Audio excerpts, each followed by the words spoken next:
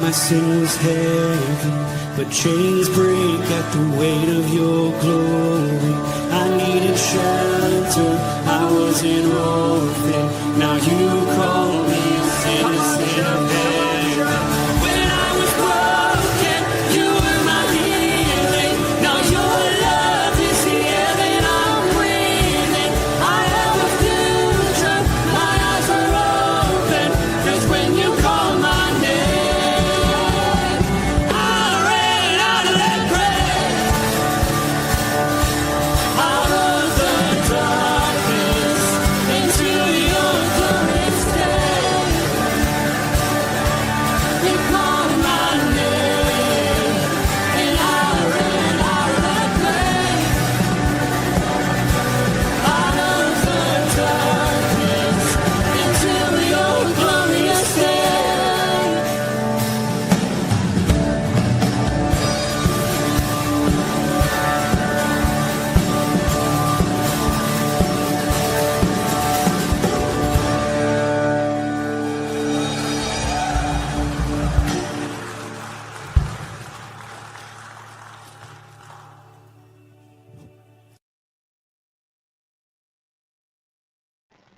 Good morning, everybody.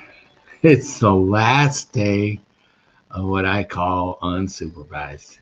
Matt Ryan will be taking over the Root of Men for the rest of the week, and I am going to sit in the background and just watch. How awesome is that? Anyway, we have a nice way to end the week, right? We got, for me, anyway. Oh, that's me. Never mind. Good morning. Chuck is on mine.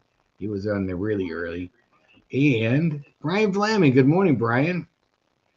Ken Gooch is here. And Chris Conley commented here. He said, good morning. And also, Bert Reggiani. According to this, I got 29 connections. 29. And 16 of them are from the Root of Greendale Facebook. So, good morning. Oh, no, it's YouTube. I'm sorry. Good morning from the Root of Greendale. You guys are representing today. What a beautiful day yesterday.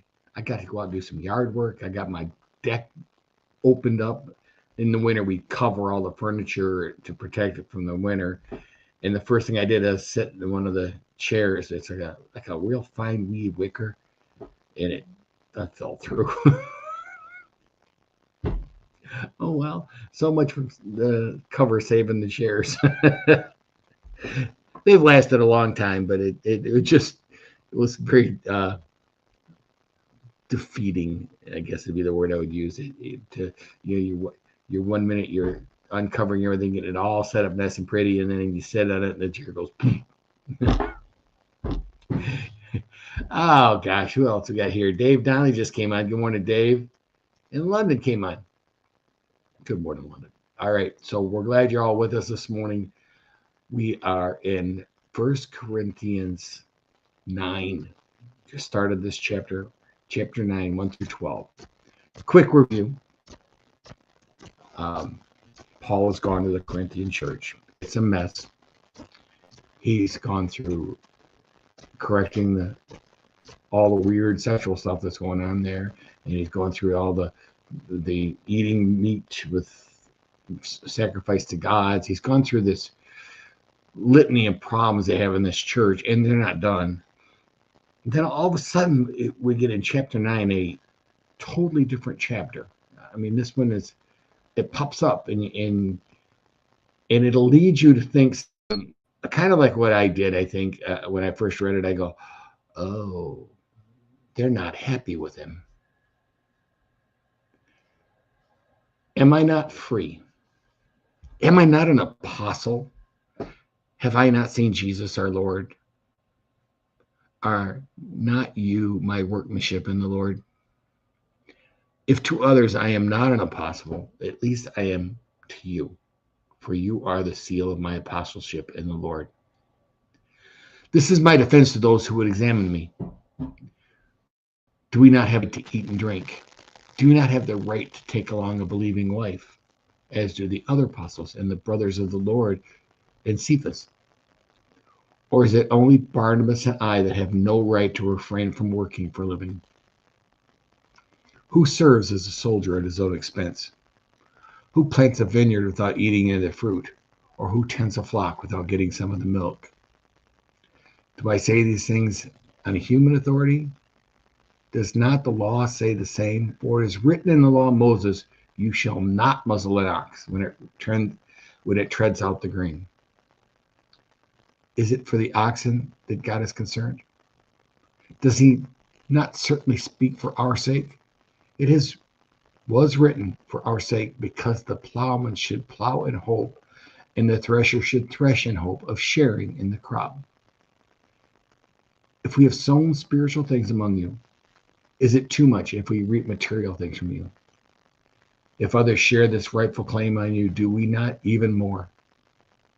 Nevertheless, we have not made a use of this right, but we endure anything rather than put an obstacle in the way of the gospel of Christ. Okay, so Paul starts this chapter. I mean, we've gone through all the correction, and he starts out with a defense of his ministry, which I thought was of his apostleship, actually, even more than his ministry. Just the fact that And you almost kind of picture, it says, am I not an apostle? He's answering his doubters, right? Questions about his authority. Why do you think they're doing that? I read it yesterday. First thing I read is it's weird. It's like, he gives us all this correction. Then right in the middle of it, he puts this defense of his ministry on, the defense of his apostleship. He has been correcting them a lot. And I think, he talked about division and favoritism. He talked about sexual immorality, lawsuits, the misuses of freedom. Correction sometimes can lead to resistance. We know that. I mean, if you pull somebody on the side and say, you're doing this wrong, there's a good chance you're going to get an argument. In this culture of Corinth, it wasn't unusual for them to pay traveling preachers. Paul refused money. I mean, he made tents, right? And people started questioning his authority because he wasn't being paid. I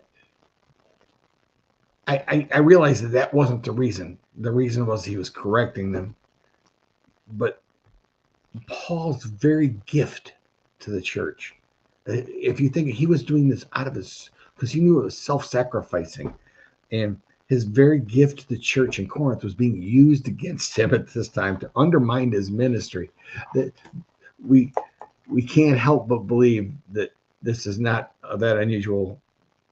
Paul, by his own admission, also in 1 Corinthians 2. Let me see if I got that here. I got that here somewhere. And I came to you, brothers. Did I not come proclaiming the testimony of God? I did not come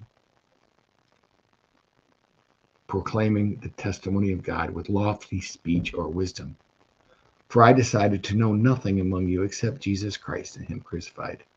And I was with you in weakness and in fear and much trembling.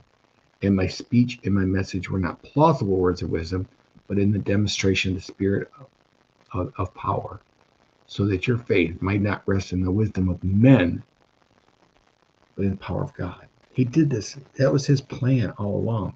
His plan was to come in weak and humble to a culture that is impressed by impressive speaking, status, social status, and strength. Some of the accusations probably, we don't have them written down, but it could have been as much as you're not a real apostle, right? Or maybe you're not impressive enough, or he's inconsistent,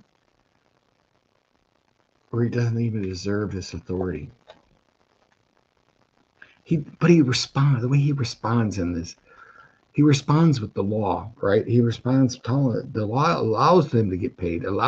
So he's doing this. He wants them to know that this is something he's doing, not because he should or has to, because he wants to.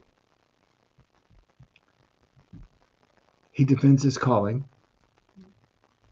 and he doesn't demand what he deserves. And I think that's the unusual part about this. I gave up my rights for your sake. He was being sacrificial. He was giving, and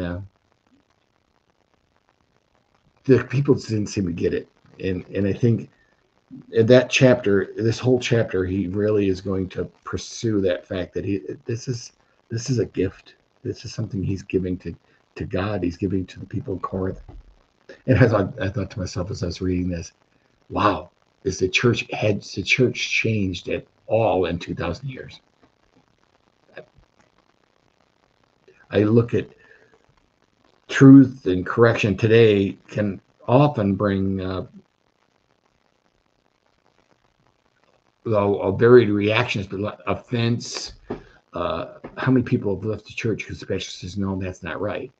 How many people have said, they gotten angry because they were told they were doing it, we need to do it a different way. Also, the suspicion, I mean, we've always, you hear the phrase all the time, too good to be true. It probably is. And so here's a guy that's doing this without a paycheck. doing this without any sort of support, and that people were suspicious of that, which is crazy. But I can't help but wonder if it was just the correction at this point, or was this church so far gone that any kind of movement would cause this kind of conflict. Today, we need to stand firm and stay humble. I think he talked about lofty speech or wisdom in the last paragraph chapter. Yeah, last chapter. And he talked about lofty speech or wisdom where it would use to puff up, right? Make you, and ego can be a dangerous thing in a church. That's why he's, we ask us to stay humble. But then he said, but really the key to the thing is don't let